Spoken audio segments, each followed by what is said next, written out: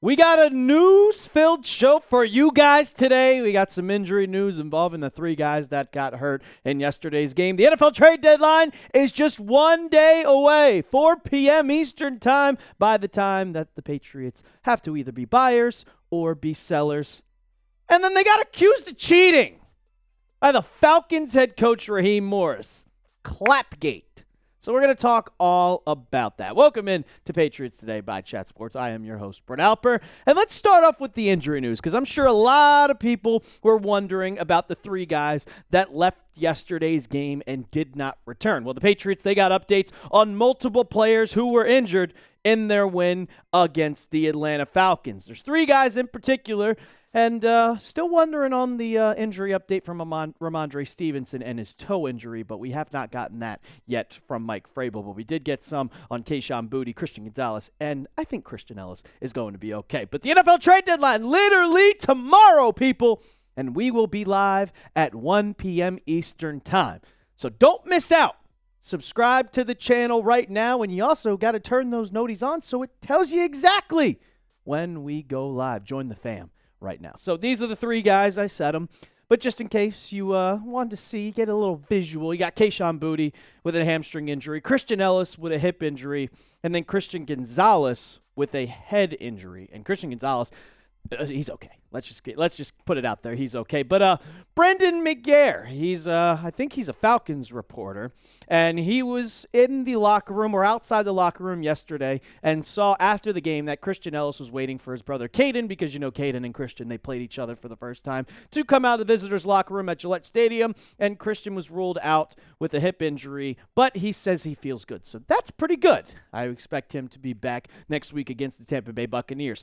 But everybody's eyes were on Christian Gonzalez, who did not return to the game after getting fallen on. After, let's be honest, he got mossed by Drake London, fell on and went into concussion protocol. But you see from Andrew Callahan that he entered and he was cleared. Christian Gonzalez said, "I'm good." And he said if the Patriots would have had to give the ball back to Atlanta, that he would have went back on the field. So thank goodness, because we saw the Patriots defensive backs and their secondary kind of struggle while Christian Gonzalez was out those first three games. You need Gonzo at all costs. We saw yesterday, they tried to throw on Gonzo on fourth down, a slant to Drake London. Didn't even come close. 2 pass breakups. He has been absolutely incredible. And here's the full stats from yesterday's game for Carlos A. Lopez. 32 coverage snaps, 9 targets, 4 catches allowed, 67 yards allowed. But guess what? One of those catches was a 43-yard bomb. 3 pass breakups, no touchdowns, and 5 total tackles. There's no one better in the National Football League, people. I'm calling him the best cornerback in football. And the Patriots need him to be as healthy as he can, and he's going to be this Sunday against Tampa Bay. And then we got Kayshon Boutte. And this one was a little interesting because we know about how bad hamstrings can be. We saw Jalen Hawkins deal with one. We've seen Christian Gonzalez deal with one. And Kayshon Boutte left yesterday's game with a hammy. And Mike Vrabel in his press conference said he was day-to-day, but currently does not project to practice earlier this week, which will give Kyle Williams an opportunity for expanded work. And he talked about how Williams has been prepared. But then Kayshon Boutte did something a little interesting. I've never seen this before, and I kind of found it a little bit funny. He gave an injury update via Discord and said, just got the MRI results back, only a grade 1 sprain, so it's a good thing. Shouldn't be out too long, but we're getting back to a possibility. I play Sunday in Tampa, how I'm feeling, but if not, I'm good for the Jets on Thursday. Keep y'all updated. No, I'm working to get back stronger. And the Patriots, they need Kayshon Boutte just like they need Christian Gonzalez. He has been incredible for the Pats this season, kind of having a breakout year. 23 catches, 431 yards. He might be on pace for 1,900 yards at least, 18.7 yards per catch, and 5 touchdowns. He is the guy that takes the top off the defense. The Drake May to Kayshon Boutte connection has been incredible. It seems like every single week they were connecting on a deep bomb. But he's the only deep threat that you have. And if he is out, well, then you got Kyle Williams stepping up. And for Kyle Williams, it hasn't been great. And it's kind of been a little bit of disappointment. He was picked 69, your third-round pick coming out of Washington State, and people really thought that he was going to be that deep threat for the Patriots. Well, you could see his stats in 2025. He's played in every game, but he hasn't played much. 6 targets this whole entire year.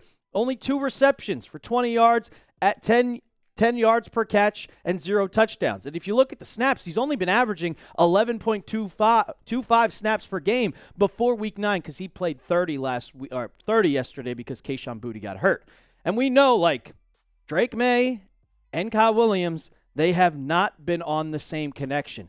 There was a miscommunication on multiple times between him and Drake May. It just seems like they're not on the same page, and they're going to need to be on the same page. They have to be on the same page if they want to make this work. Because if Kayshon Boutte misses out on Sunday, the Tampa Bay Buccaneers are a great team. You need someone to take the top off the defense, and hopefully that was going to be Kayshon Boutte. But if it can't be, it's going to be Kyle Williams. But then the next question arises that I kind of thought of was, well, the Patriots could go out and trade for someone. We know they were kind of looking for a wide receiver throughout the last couple of weeks for an extra wide receiver. Or if they could go out and get a running back. It doesn't matter, but they need to do something. And if they want to play Kyle Williams, that's okay. But you can also go out and trade for a wide receiver. We're going to talk about Andrew Callahan's trade news in a little bit, and they involve a wide receiver. But I'll ask you guys, what do you want the Patriots to do? Do you want them to play Kyle Williams, or do you want them to trade for a wide receiver? Type K for Kyle or type T for trade. Coming up, we got the rest of the trade news, and then, of course, Clapgate.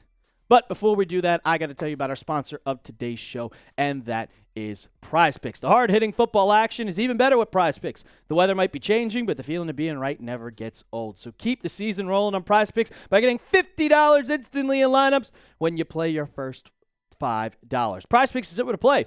Just pick more or less on 2 to 6 player stat projections, and if your picks are right, you could cash in. Did you know PrizePicks embedded the flex play? So even if one of your picks is wrong, you can still cash in. So how do you play? Well, it takes literally 30 seconds, people. Just pick 2 or more players. Pick their more or less, and there you go. Football, basketball, hockey, does not matter. Esports, it's all of them. But you gotta download the app today and use code CLNS to get $50 in lineups after you play your first $5 lineup. That's code CLNS to get $50 in lineups after you play your first $5 lineup. PrizePicks, it's good to be right. All right, talking about trades. Trade deadline, once again, is at 4 p.m. Eastern time on Tuesday. And Mike Vrabel went to the podium today to talk about what he does in his usual Monday press conference, and he did not give a definitive answer to trades. If the Patriots were going to be buyers, sellers, or what they were going to do. It was kind of just a big nothing burger. Here's what he said.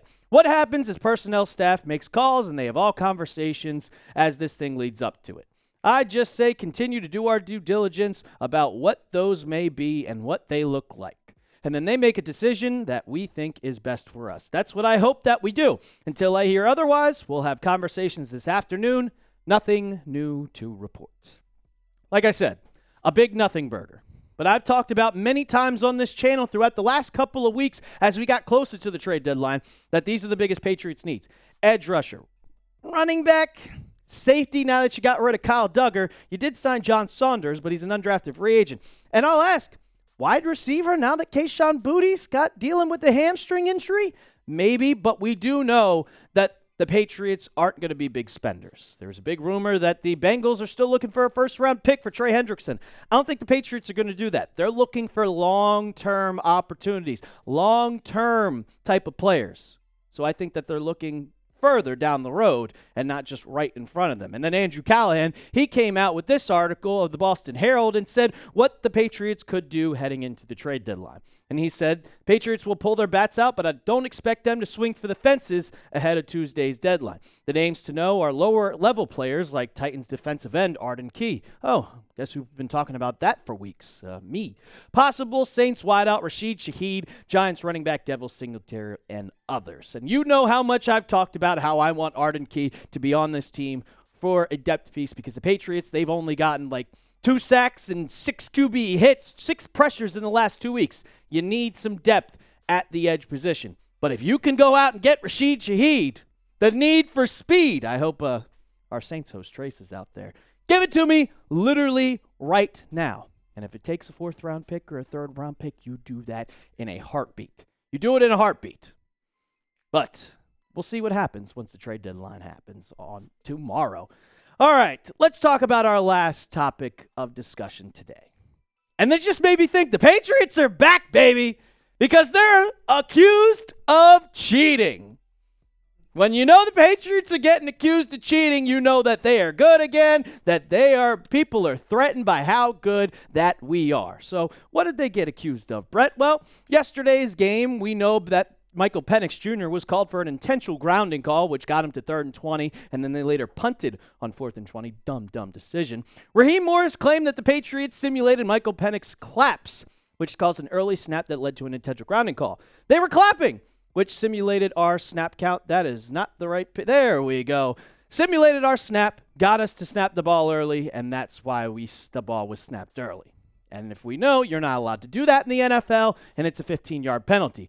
Well, if you look at this picture, this is right before the play was snapped, you could see everybody there on the line of scrimmage. No one's clapping. Funny. But if you look at your top left corner of your screen, Jalen Hawkins is the one that's clapping. And he's clapping, telling someone, hey, get back. You need to get back into coverage. Get ready for this play. Hawkins is clapping 20 yards back. If that simulated the snap count, check the center of the Falcons for super hearing. 20 yards back, if I go like this, I doubt you could hear it with a loud-ass crowd at Gillette Stadium, because obviously you're focused on getting the snap off. If you could see a safety or hear safety, that is unbelievable. And I wanted to say, like I said yesterday during the watch party, I respect the Falcons for playing a great game. They played really good, and they're a good team. But it's absolutely pathetic and comical that the head coach actually said that. Oh, they were simulating our snap count. Should have been a penalty. Get over yourself, Raheem Morris. Grow up. Take accountability for not making the right decisions. Come on. You going to talk about how you didn't punt on 4th and or how you punted on 4th and 20 with 2 timeouts? Take accountability. And then, of course, he did end up walking it back, which is hilarious to say. Because he knew that he was like, oh, man, I'm in the wrong. This is bad. This is real bad. But, of course, the Patriots are good again, and they're getting accused of cheating. What's new? What's new? So I'll ask you guys, are we officially back? Are we officially back? 7-2. Everybody's threatened. So go down in the comments if the Patriots are back, yes or no. Don't forget, we'll be live tomorrow for the NFL trade deadline at 1 o'clock Eastern time. So hit that sub button. Don't forget to turn those noties on. And as always, let's go Pats.